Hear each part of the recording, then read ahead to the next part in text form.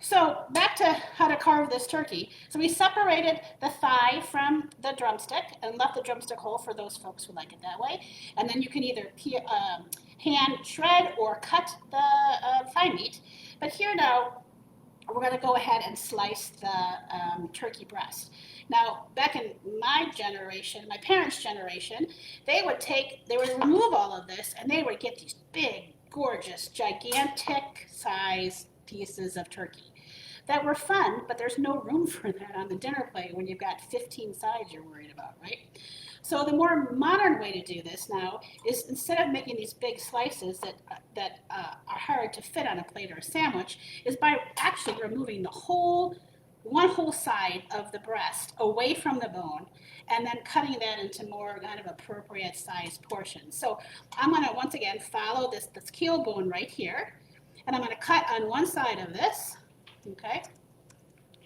And then I'm going to kind of take a look at what I've got down here, see where this breast is, and I'm going to make one good slice going this all the way until I really can't cut it anymore.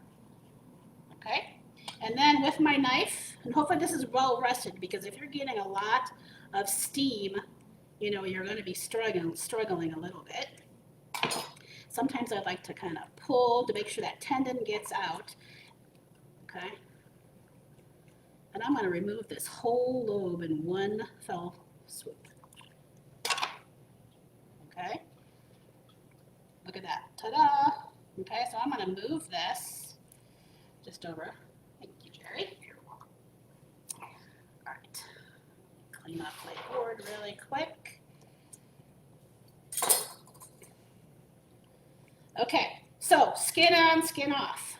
What do you guys like? Skin off. Skin on. So that's what we're going to do.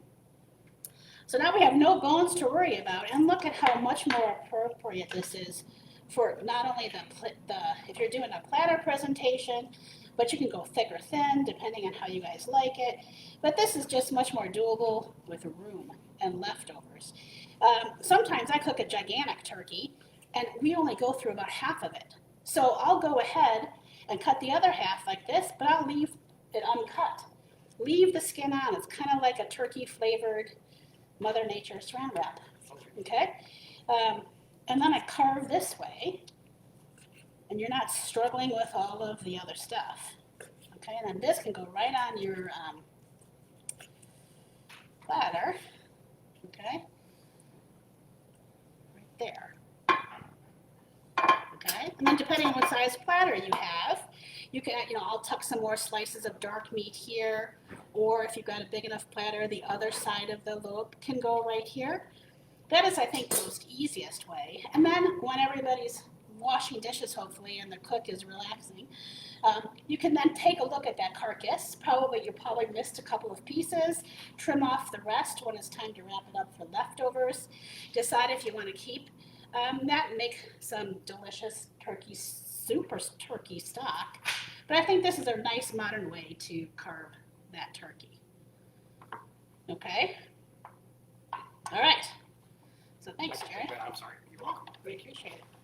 Okay, couple other questions now. Is how do you reheat this turkey? It's, we had that microwave question earlier. Once things are thoroughly cooked, I like using the microwave for microwaving some of my turkey leftovers, but like stuffing, for example, or mashed potatoes. But I don't put the turkey, in the microwave. I think a really nice thing to do is make sure you have plenty of gravy, because you've got this beautiful moist turkey now cut.